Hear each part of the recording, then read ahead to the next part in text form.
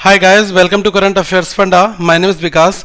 दोस्तों, आप सभी को बताना चाहूँगा कि मॉर्निंग में आईबीपीएस पीओ मेंस का एग्जाम कंडक्ट हुआ और उसके बाद मैंने एक पोल कंडक्ट कराया जिसमें लगभग अभी तक 10,000 के आसपास लोगों ने हिस्सा लिया।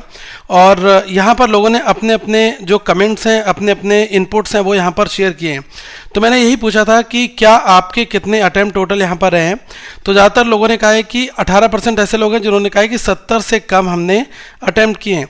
अब अगर आप यहाँ पर देखोगे 71 टू 82, इसके बीच में 17% ऐसे लोग हैं जिन्होंने इतने अटैम्प्ट किए हैं। अब देखो, बाकी आप देख लो 83 टू 94, ये 11% है, ये 12% है। और पोल चेक करने वाले सबसे ज़्यादा जो कि 43% है। तो आप ये मान के चलो कि यहाँ पर लगभग 5700 लोगों ने, ठीक है, आप ये देख सकते हो कि लगभग 5700 लोगों ने इस पोल में अभी तक हिस्सा लिया है। बाकी संख्या आगे काउंट है।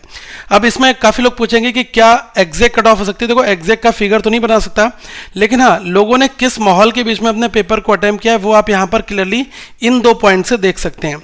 अब ऐसा है कि अगर इस सिचुएशन की हम बात करें तो मेरा ऐसा मानना है कि दोस्तों 65 से लेकर 75 के बीच में कट ऑफ आपकी बन जानी चाहिए, क्योंकि इस पूरे पेपर में जो रीजनिंग का एक ऐसा सेक्शन था जिसमें बहुत ही मिनिमम अटेम्प्ट लोगों के हुए हैं। अगर हम बात करें रीजनिंग में तो आप ऐसा समझ के चलें कि 10 से लेकर 18 के बीच में बहुत अच्छे अटेम्प्ट यहाँ पर माने जाएंगे अगर आप 10 से 18 के बीच में बनाकर आए हैं। जीए में काफ़ी अच्छे लोगों ने अटेम्प्ट बनाए हैं। आप ये मानकर चलें कि लगभग 30 बनाकर आया है, कोई 32 बनाकर आया है, कोई 34 बनाकर आया है, कोई ऐसा है जो 28, 26 ऐसे बनाकर आए हैं।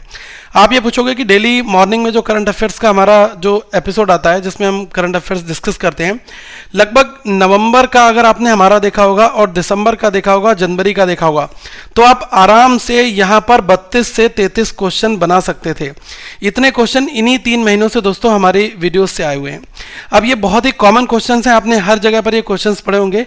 एसबीआई पीओ में बहुत टफ था, फिर भी एसबीआई पीओ में लगभग 20 के आसपास में क्वेश्चन हमारे जो डिटेल्ड हमने डिस्कशन किया था वहां से बना था, क्योंकि करंट अफेयर्स वन लाइनर नहीं कराते हम, काफ़ी डिटेल में भी हम लोग सारी चीज़ों को डिस्कस करते हैं। आपको बताना चाहूँगा कि आज वाला जो करंट अफेयर्स है वो ऑलरेडी अपलोड है, अगर आप उसको देखना चाहें तो देख सकते हैं। अब देखो, ये 4 फरवरी को जो मैंने करंट अफेयर्स अपलोड किया था, इसमें कुछ लोगों के कमेंट्स आप यहाँ पर देखोगे। सर, आज आईबीपीएस पीओ मेंस में बहुत ही ज़्यादा क्वेश्चंस आपके कंटेंट में से डायरेक्ट आए थे, थैंक यू वेरी मच। ये राजदीप दास ये पेपर देकर आए थे और इन्होंने सारी बातें अपनी लिखी हैं। अब ऐसा है कि हर एक क्वेश्चन को अगर हम डिटेल में कवर करें, दैट इज़ वाई क्वेश्चन की जो फंसने की प्रोबेबिलिटी है वो दोस्तों ज़्यादा यहाँ पर हो जाती है। चलिए, अब कुछ लोगों के यहाँ पर कमेंट्स को यहाँ पर एक एक करके रीड कर लेता हूँ। देखो, यहाँ पर रश्मि है, इन्होंने लिखा है कि मैंने 18 बनाए हैं रीजनिंग में, इंग्लिश में 34 बनाए हैं, जीए में 30 हैं और डीआई में 14 है। तो मेरा ऐसा मानना है कि यहाँ पर जो एवरेज अटेम्प्ट है वो आप देखो डीआई का, और साथ में जो रीजनिंग वाला है वो कितना है, डीआई में आप देखोगे 14 है और ये इनका 18 है। तो मैं यही कहना चाहूँगा दोस्तों कि ये अटेम्प्ट बहुत अच्छे हैं अगर आप इतने बनाकर आ रहे हो, या फिर मैंने आपको जैसे बताया कि रीजनिंग में लगभग आप 12 से लेकर 18 के बीच में बना रहे हो, तो काफ़ी सेफ और काफ़ी अच्छे अटेम्प्ट कंसिडर होंगे। डीआई में लगभग 14, 16, 12 ऐसे लोग बनाकर आ रहे हैं।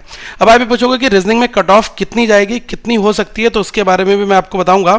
लेकिन पहले आप इतना जरूर समझ लें कि जो लास्ट ईयर था वो आपका कुछ ऐसा सीन था कि लगभग जो रीजनिंग और कंप्यूटर एप्टीट्यूड था तो यहाँ पर केवल 5.5 गई थी। तो इस बार मेरा ऐसा मानना है कि लगभग ये लेस देन 8 या फिर आप लेस देन 8 से कम ही आप देख पाओगे, 6, 7 कुछ भी यहाँ पर हो सकती है। ओके, और जो आपका डीआई वाला सेशन है इसकी तो आप बात ही मत करो। अगर ये आप समझ कर चलो कि लास्ट ईयर 2.5 थी, तो इस बार भी आप इतना मानकर चल सकते हो कि अगर थोड़ा सा और भी अच्छा लेवल होगा या फिर ठीक ठाक सा रहा होगा, तब भी दोस्तों ये 6, 7, 8 इनके इर्द गिर्द में ही रहेगी। ठीक है, बाकी मैं आप सभी के और भी बहुत सारे कमेंट्स पढ़ूंगा जिससे थोड़ा सा और भी यहाँ पर क्लैरिटी मिल जाएगी। तो जैसे आप यहाँ पर देखोगे, व्हाट वुड बी, इन्होंने रीजनिंग कट ऑफ के लिए श्री ने पूछा है। जिट प्रधान ने लिखा है आईपीएस में मेंस पहले शिफ्ट में इन्होंने दिया है 4/2/2021 को, रीजनिंग में 16 किए हैं, जनरल अवेयरनेस में 21 हैं, इंग्लिश में 32 हैं, डीआई में 20 हैं। इनके बहुत अच्छे अटेम्प्ट हैं।